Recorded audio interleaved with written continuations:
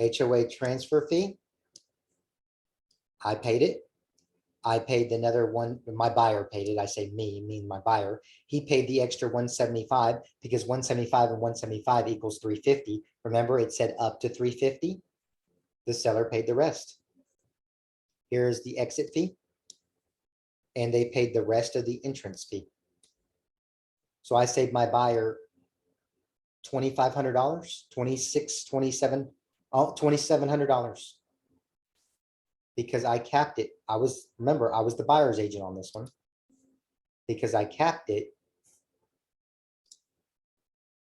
at $350. You're saying, wait a minute, that was called an entrance fee and an exit fee. There was a transfer fee on that HUD statement. Yeah, no, but it says, read it, and other charges associated with the transfer of the property. To me, the exit and the entrance fee, it's not even to me. It is associated with the transfer of the property. And I capped my buyer at $350. So think about it. If I was the listing agent, what would I put on that line? What would I want to put on that line if I was representing the seller? What would I want to put there? Answer that question. I'll tell you the answer. I would want to not safeguard the buyer because I'm the listing agent, and I would want to put the entrance fee. I'll tell you exactly what I would put on that line. I would add this. I would add this. 1637 plus this 1,075 plus 175 and 175. That's 350. I would put in that line, if I was the listing agent, I would want that line to read $3,062. And then the buyer would have had to pay for all of it. But it didn't have that on there. And this was signed and executed. So you can see that. So I capped my buyer at only $350. So you need to be careful and make sure when you're a listing agent, go to the title company, go to the title company that you're going to open title with and ask them, what are the HOA fees? What is the capitalization fee? And is there an entrance exit fee? And what are all fees associated with the transfer of the property? And say, including, is there an exit fee, an entrance fee? Is there a capitalization fee? Is there a special assessment fee?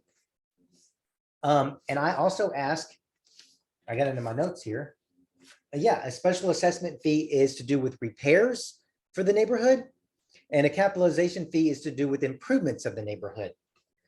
The capitalization fee can also include the entrance and exit fees that they use to improve the neighborhood.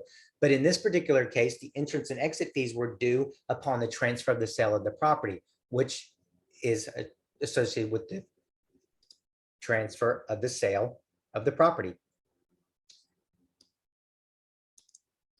So I know I'm going down a rabbit hole, but I want y'all to be clear about that. So now you're saying, well, Ryan, I understand all that, and I've got my DA checklist.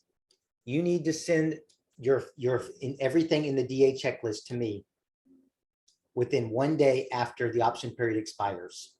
You have 24 hours because I need to turn it over to Texas United Realty, TUR, within 3 days, and it's calendar days again. So,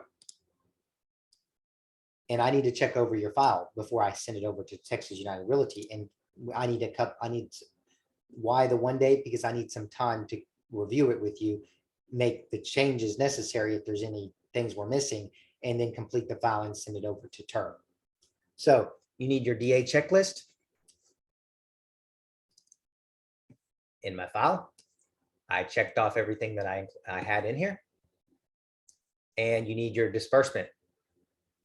Okay. Now, your disbursement agreement shows who gets what. And then the title company gets a copy of that so they can cut the check directly to you at closing or wire it to your account if that's what you choose. There might be a wire fee your bank charges, so you may just want to pick up a check at the closing. The title company won't give you your check till it actually funds, meaning they've received the money from the buyer's lender. That's just a side note. So you're saying, Ryan, you got the DA checklist and the DA? Yes, I did. Executed contract. Right here. It's fully executed. with the executed date on here. Third-party financing addendum. I don't have one because this was a cash deal. Seller financing addendum. It wasn't owner financing, so I'm not going to have that.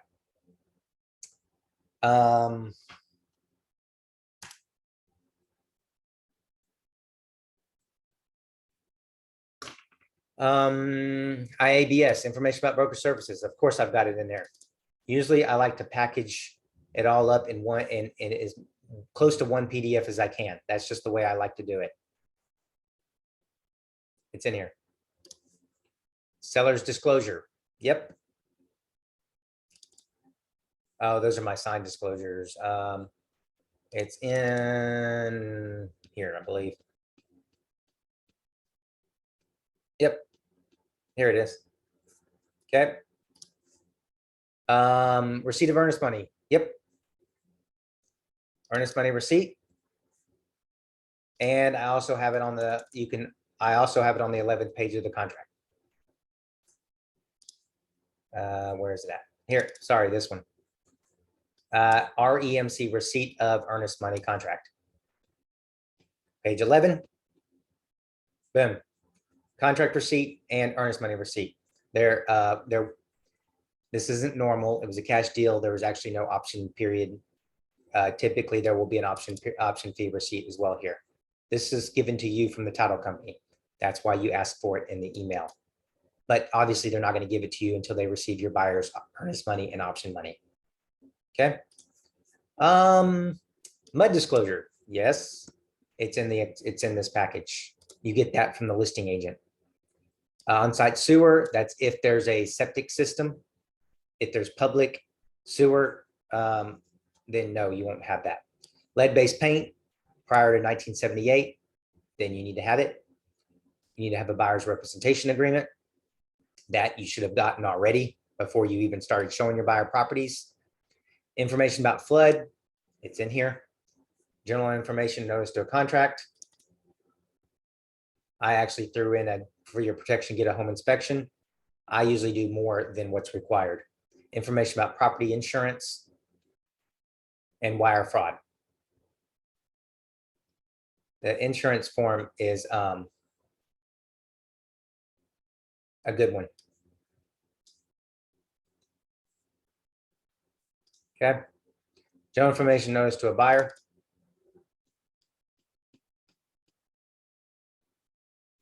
There's your flood. General information notice to a buyer. Again, I like to put it all in one contract, as you can PDF, mostly. Inspector information, it's going to be in here as well.